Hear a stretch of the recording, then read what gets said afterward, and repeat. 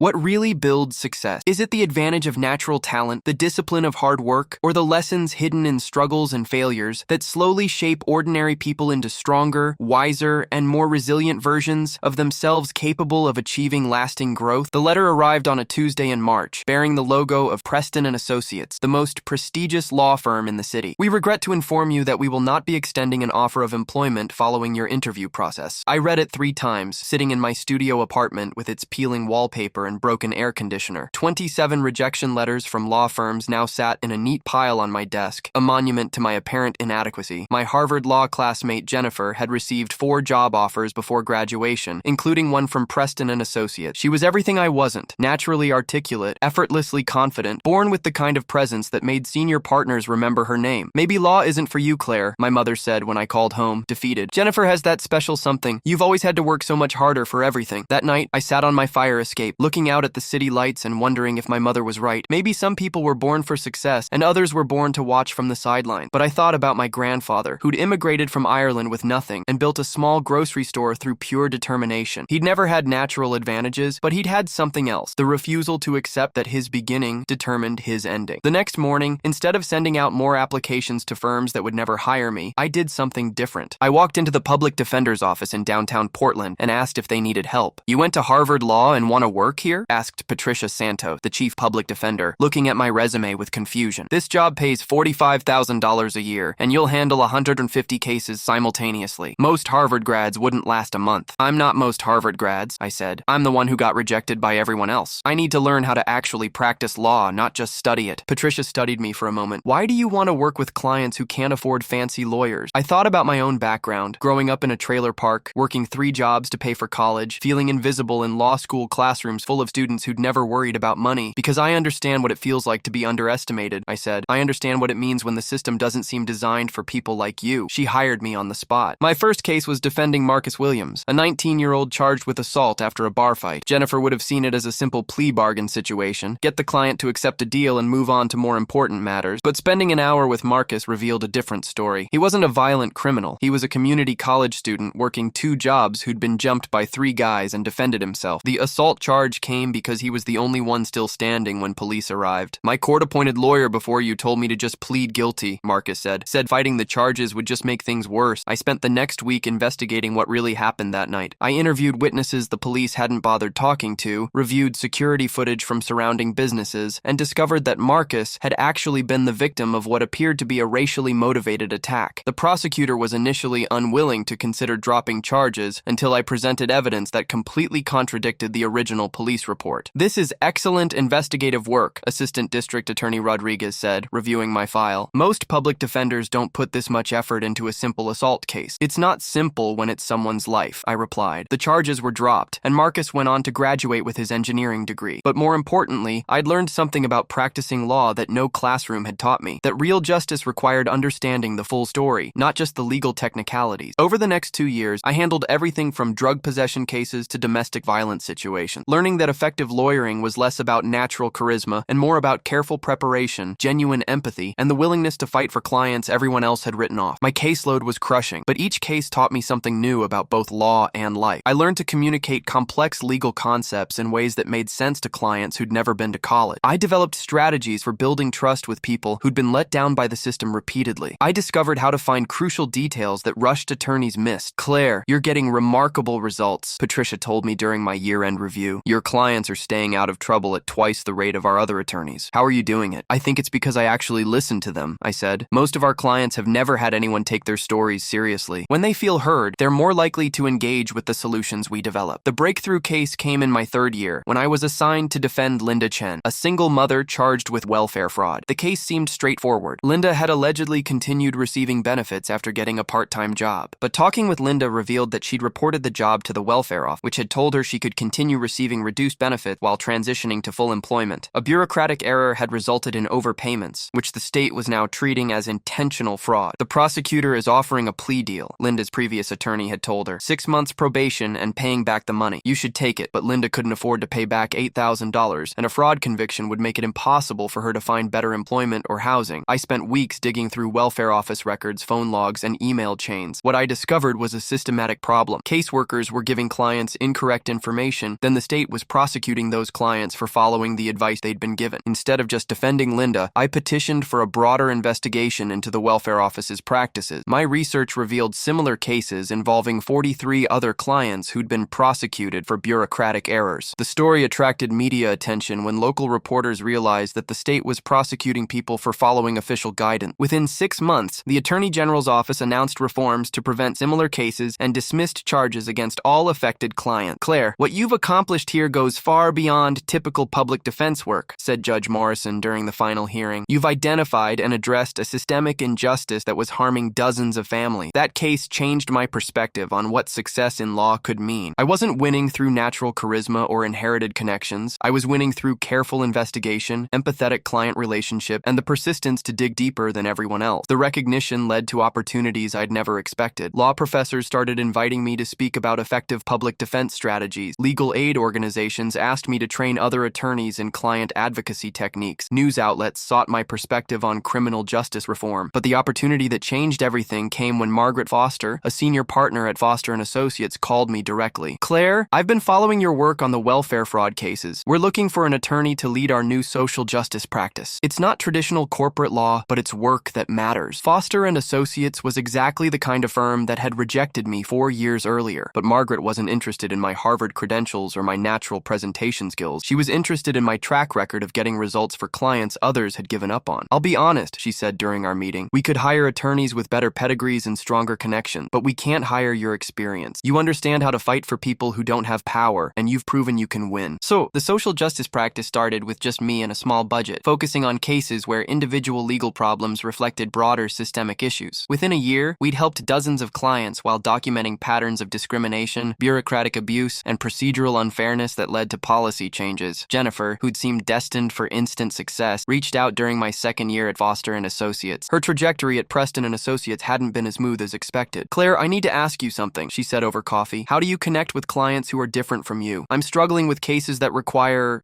empathy, understanding people who've had different experiences. I thought about all the clients who taught me that effective lawyering required more than legal knowledge. It required the ability to understand how legal problems affected real people's lives. It starts with recognizing that their experiences are just as valid as yours," I said, "and understanding that sometimes the best legal strategy comes from really understanding what the client needs, not just what the law allows. But how do you develop that understanding? Through practice, through listening, through being willing to learn from people whose lives have been different from yours." Jennifer had succeeded early because of natural advantages, but she'd never developed the deeper capabilities that come from working with challenging cases and difficult circumstances. "I think I took the wrong path," she admitted. "I went for the prestige and the money, but I never learned how to actually help people. You learned how to be a real lawyer." 5 years later, I was named partner at Foster & Associates, leading a practice that had grown to include 12 attorneys and had successfully litigated cases that changed policies affecting thousands of people. The case I'm most proud of involved reforming the juvenile justice system after we discovered that children as young as 10 were being prosecuted as adults for minor offenses, primarily affecting kids from poor families who couldn't afford private attorney. "What makes your approach different?" asked the reporter covering our class action settlement. "We don't just look at individual cases," I explained. "We look for patterns that reveal systemic problems. Each client's story teaches us something about how the system works and how it fails." The settlement included not just compensation for affected families, but comprehensive reforms to ensure that children received age-appropriate justice regardless of their economic circumstances. Today, I run the largest social justice law practice in the state, employing 30 attorneys who focus on cases where individual injustices reflect broader social problems. We've successfully challenged discrimination in housing, education, healthcare, and employment, winning over $50 million